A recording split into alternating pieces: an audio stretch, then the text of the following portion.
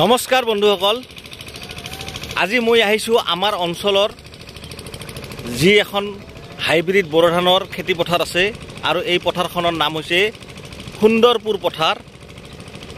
এই মোৰ পিছপিনে দেখিছে এইবিলাক আচলতে হাইব্ৰিড বড়ো ধানৰ খেতি নহয়।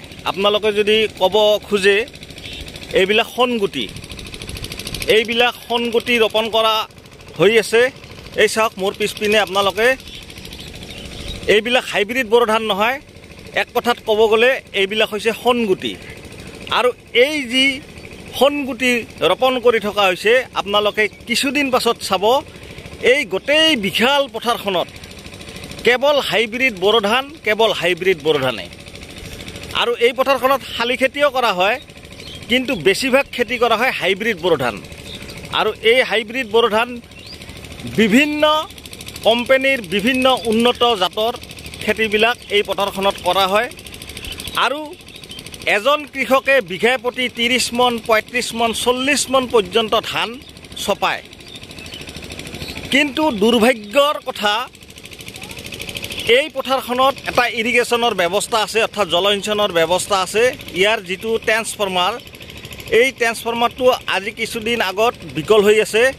কিন্তু বিভাগীয় কৰ্তৃপক্ষই যদি এই ট্ৰেন্সফৰ্মাৰটোৰ কিছু কাম কৰে তেতিয়াহ'লে আমাৰ কৃষকসকল নিশ্চয় উপকৃত হ'ব, কাৰণ যিহেতু ট্ৰেন্সফৰ্মাৰটো বিকল হৈ আছে।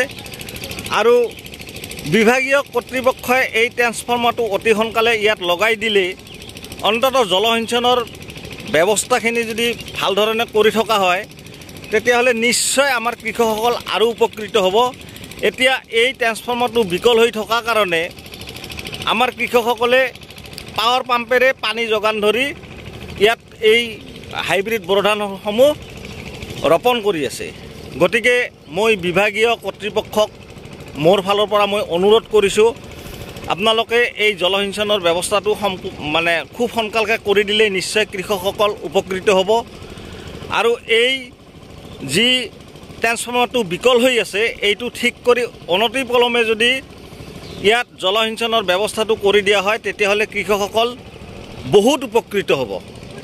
গতিকে এই পথাৰখন যে দেখিছে, এই মোৰ পিছপিনে থকা এই পথাৰখন হাজাৰ হাজাৰ বিঘা মাটি, ইয়াত হাইব্ৰিড বড়ো ধান ৰোপণ কৰা হয়। আৰু এই পথাৰখনৰ নাম হৈছে সুন্দৰপুৰ পথাৰ।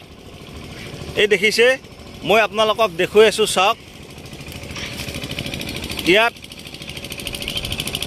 হাইব্ৰিড বড়ো ধান ৰোপণ কৰি থকা হৈছে। চাওক মোৰ পিছপিনে এইবিলাক গোটেই হাইব্ৰিড বড়ো ধান ৰোপণ কৰি আছে। চাওক কি ধুনীয়া এটা পৰিৱেশ। আৰু এইটোৱে হ'ল আমাৰ অসমৰ কৃষি জাগৰণ, অৰ্থাৎ কৃষি বিপ্লৱ। আৰু কিছুদিন পাছত চাব আপোনালোকে এই পথাৰখনত আহিলে মনটো ভৰি পৰে, খুব ভাল লাগে। গোটেই পথাৰখনে সেউজীয়াই সেউজীয়া হৈ থাকে। গতিকে এই ঠাণ্ডাৰ বতৰতো কৃষকসকলে ইয়াত হাইব্ৰিড বড়ো ধান ৰোপণ কৰি আছে। আপোনালোকক মই দেখুৱাই আছোঁ, চাওক। গতিকে বন্ধুসকল, মই আৰু এবাৰ কৈছোঁ, এই মোৰ পিছপিনে দেখিছে সেইটো হ'ল ইৰিগেশ্যন বিভাগৰ, তাত মেচিন আছে, জলসিঞ্চন ব্যৱস্থা কৰা ব্যৱস্থা আছে। এই মোৰ পিছপিনে এই কেনেলবিলাক দেখিছে, ইয়াৰ পৰা পানী যোগান ধৰে ইৰিগেশ্যন ডিপাৰ্টমেণ্টে।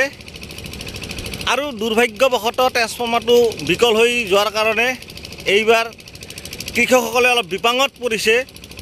যদি এই ট্ৰেন্সফৰ্মাৰটো ঠিক কৰি জলসিঞ্চন বিভাগে যদি ইয়াৰ জলসিঞ্চন ব্যৱস্থাটো খুব ভাল ধৰণে কৰি দিব পাৰে তেতিয়াহ'লে নিশ্চয় কৃষকসকল বহুত উপকৃত হ'ব।